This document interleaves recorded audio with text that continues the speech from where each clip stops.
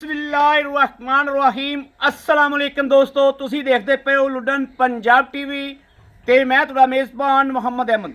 सब तो पहले दोस्तों अपने लुडन पंजाब नू करना है सबसक्राइब और बेल आइकन नू करना है प्रेस ताकि मेरी आने वाली अच्छी और बेहतरीन वीडियो जनाब मेरे वीर भरा दोस्त वेखणगे। सब तो पहले दोस्तों वीडियो वेखण तो पहले जनाब दोस्तों नू कहांगे कि पूरी वीडियो वेखोगे तो मज़ा आएगा और समझ आएगी कि असी किस चीज़ से खलोते हैं और किस चीज़ असी लैके आए हैं और घरेलू है या व्यापार दी है या किस तरीके दी है।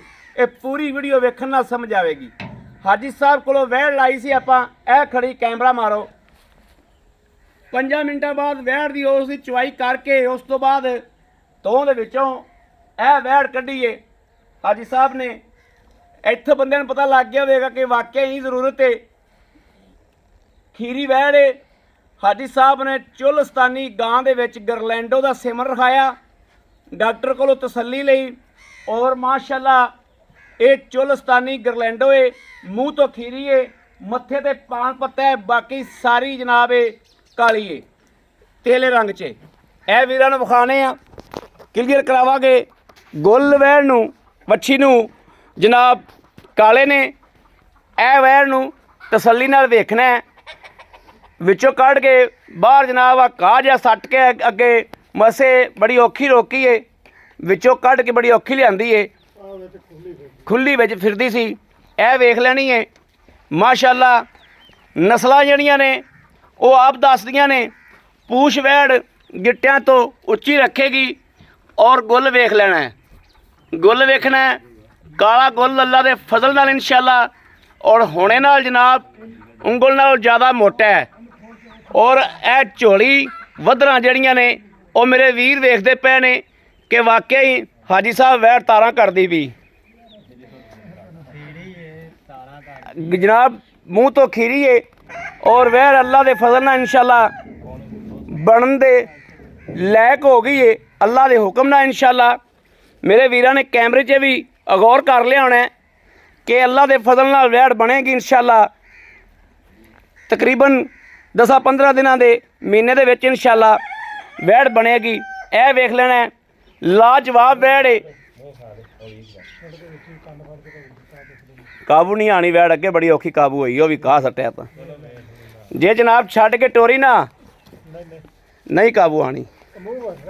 ए विखा दे विखा दे विखा दे, होगी काबू होगी काबू होगी। चल ए दोस्तों ए वेखना है जनाब माशाअल्लाह खीरी है। ए वेख लेना, ए छड़ दे बस माशाअल्लाह बड़ी लाजवाब वैड़ है। और मेरे किसी वीर नूं भरा नूं दोस्त नूं पसंद होवे ते इंशाअल्लाह हाजी साहब कोलों बिल्कुल मकूल रेट दे विच अल्लाह दे हुक्म नाल लैके देआंगे। एवें छोटी जी दोस्तों इनकी वीडियो बनी है।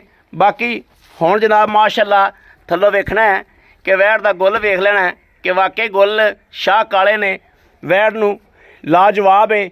और इंशाअल्लाह इनू रखण दे विच जिहड़ा है रखण च इनू फायदा और रखण दे विच इनू मुनाफा इहदे विच आना इंशाअल्लाह। कैमरा फड़िया जी।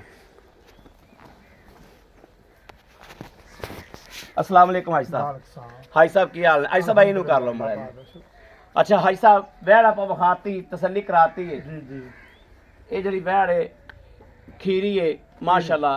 हाजी साहब इनकी जी माँ का दुध का रिकॉर्ड रहा है कितना रहा?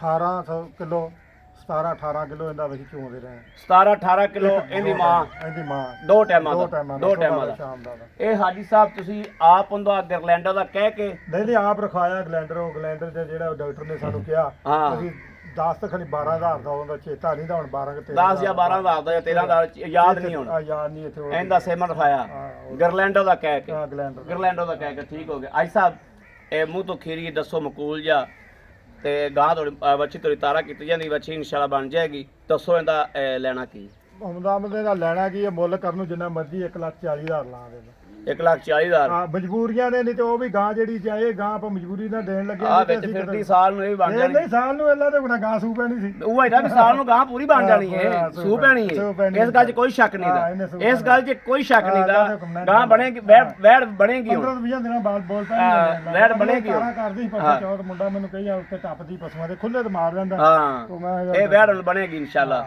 ਤੇ ਸਾਲ ਬਾਅਦ 9 ਮਹੀਨੇ ਬਾਅਦ ਇਨਸ਼ਾਅੱਲਾ ਆਈ ਲੈ ਕਰਮ ਵਾਲੀ 1,40,000 ਬੜੀ ਚੰਗੀ 1,40,000 ਰੁਪਇਆ ਮੁੱਲ ਲੈਂਦਾ। 1,40,000 ਰੁਪਏ ਹਾਂਜੀ 1,40,000 ਚ ਕੋਈ ਵੀਰ ਆਵੇ ਤੇ ਕੋਈ ਮੁਹੱਬਤ ਵੀ ਕਰਦਾ ਦੇਖੋ 5-4 ਦਾ ਆਦੀ ਇਹ ਤਾਂ ਨਹੀਂ ਵੀ 100 ਖਾ ਲਈ ਇਹ ਗੱਲ ਇਨਸ਼ਾਅੱਲਾ ਆਪਾਂ ਕਿਹੜਾ ਮੁੱਲ ਲੈ। ਹਾਂ ਠੀਕ ਹੋ ਗਿਆ ਜੀ, ਠੀਕ ਹੋ ਗਿਆ।